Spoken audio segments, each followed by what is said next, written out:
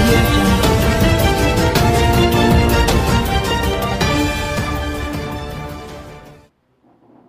నమస్కారం.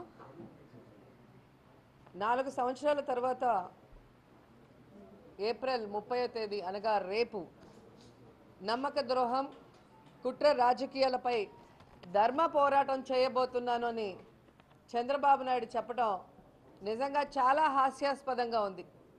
ఎందుకంటే 2014 ఏప్రిల్ 30వ తేదీ అదే తిరుపతిలో మసిపూసి మారేడుకాయ చేసి ఈ రాష్ట్ర ప్రజల్ని మోసం చేసిన చంద్రబాబు నాయుడు నమ్మక ద్రోహి కాదా నేను అడుగుతున్నాను. ఎవరో నమ్మద్రోహం చేశారు వాళ్ళ మీద అంటున్నావే, అసలు నమ్మక ద్రోహం చేసింది నువ్వు కాదా?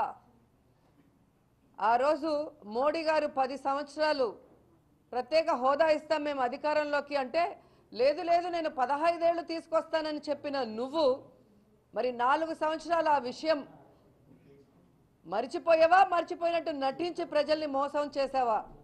మరి అలాంటి నిన్నుని నమ్మక ద్రోహి అనక ఏమనాలో ఒకసారి నువ్వే చెప్పాలి. కేంద్రంలో మంత్రి పదవులు అనుభవిస్తూ 4 సంవత్సరాలుగా ప్రత్యేక హోదా గురించి కానీ విభజన చట్టంలో రావాల్సినవి ఏవీ తీసుకురాకుండా 5 కోట్ల ప్రజల జీవితాల్ని నాశనం చేసిన నిన్ను నమ్మక ద్రోహి అనక ఏమనాలో ఒకసారి చెప్పాలి. 4 సంవత్సరాలుగా కేంద్రంలో కేంద్ర మంత్రి పదవులు అనుభవిస్తూ ఈ రాష్ట్ర ప్రజలకి ఏమీ చేయని నిన్ను నమ్మక ద్రోహి అనాలా ఇంకేమనాలా చంద్రబాబు నాయుడే చెప్పాలి.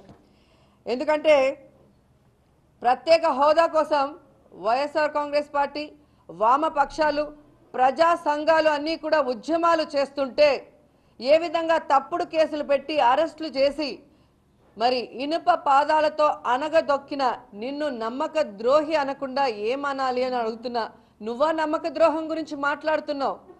అసలు ఎంత హాస్యాస్పదంగా ఉందంటే, కుట్ర రాజకీయాలపై ధర్మ పోరాటం. ఇది ధర్మ పోరాటమా దగా పోరాటమా అని ప్రజలకు ఇప్పటికే అర్థమైంది. ఎందుకంటే చంద్రబాబు నాయుడికి మించిన కుట్రదారుడు ఎవ్వరూ లేరు. అందుకే కుట్రకు పేటెంట్ రైట్ చంద్రబాబు నాయుడు అని అందరూ చెప్తారు ఆంధ్రప్రదేశ్లో. ఎందుకంటే పిల్లనిచ్చిన మామకే వెన్నుపోటు పొడిచి ఆయన దగ్గర నుంచి ముఖ్యమంత్రి కుర్చీ లాగేసుకొని ట్రస్ట్ భవన్ని తీసుకొనేసి ఆ పార్టీని లాగేసుకొని ఆజానుబాహుడైన ఎన్టీఆర్ గారినే మానసిక క్షోభకి గురి చేసి చచ్చిపోయే విధంగా వేధించిన కుట్రదారుడు ఎవరైనా ఉన్నారు అంటే అది చంద్రబాబు నాయుడు అని చిన్న పిల్లాడిని అడిగినా కూడా చెప్తారు. అలాగే మీరు చూస్తే నియోజకవర్గాలు పెంచితే చాలు, నాకు ప్రత్యేక హోదా కూడా అవసరం లేదని ప్రత్యేక హోదాని మరి తాకట్టు పెట్టిన కుట్రదారుడు చంద్రబాబు నాయుడు కాదా నేను అడుగుతున్నాను.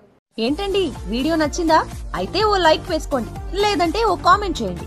ఎప్పటికప్పుడు మా వీడియోస్ చూడాలంటే సబ్స్క్రైబ్ చేసుకోండి.